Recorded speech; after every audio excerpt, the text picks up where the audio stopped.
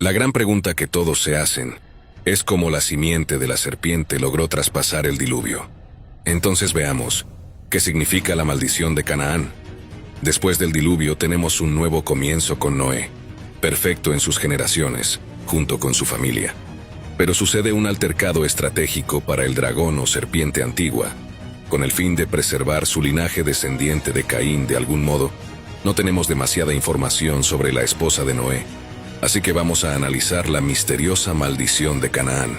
Dice Génesis 6 lo siguiente: Noé, varón justo, era perfecto en sus generaciones. Con Dios caminó Noé.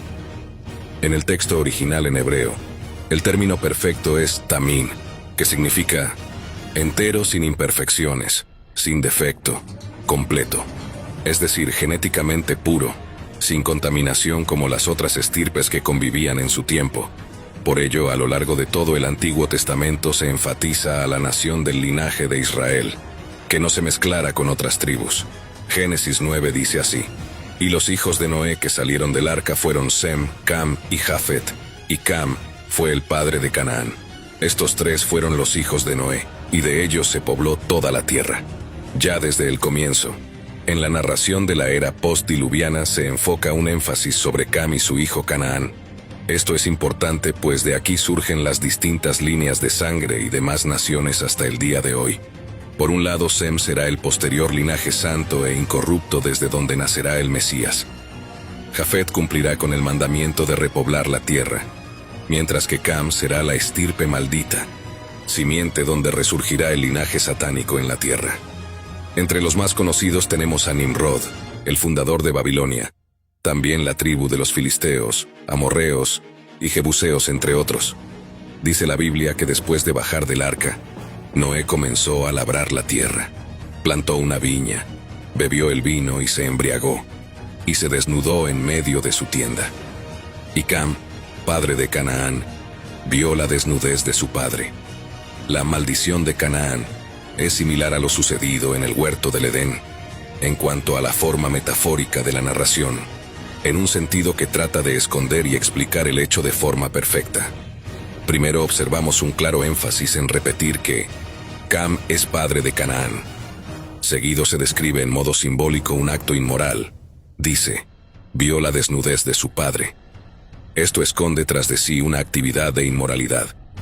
El lenguaje de la Biblia sobre conocer la desnudez de tu padre quiere decir tener relaciones sexuales con la esposa de tu padre. Así lo menciona Deuteronomio 27 y también Levítico. Ver la desnudez de tu padre significa inmoralidad sexual con tu madre o padre. Que Cam haya visto la desnudez de su padre significa, en lenguaje bíblico, que se acostó con la esposa de Noé, o sea, con su propia madre, incesto. Y Canaán sería el fruto de esta semilla. Noé era el único perfecto en sus generaciones, mientras que de su esposa y nueras no tenemos mucha información. Solo tenemos el concepto de la tradición judía que enseña que Naama fue una de las esposas de Noé, quien era nieta de Caín, quiere decir que tenía ADN corrupto, y en el Zohar se dice que Naama representa un demonio primigenio. De cualquier forma, esto no es posible demostrarlo bíblicamente, pero sí nos sirve para intuir que detrás de la esposa de Noé había un trasfondo cultural enraizado en las costumbres paganas y perversas de la generación antes del diluvio.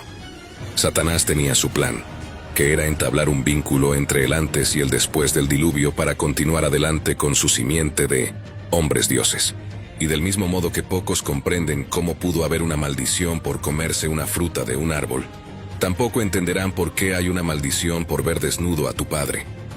La verdad en cuanto a la maldición de Canaán se revela y oculta de manera retórica. Cam, hijo de Noé, perfecto en sus generaciones y también hijo de una madre que no era perfecta en sus generaciones. Por lo tanto, Cam, a diferencia de sus hermanos Sem y Jafet, poseía mayor contaminación genética que mutaría con el tiempo.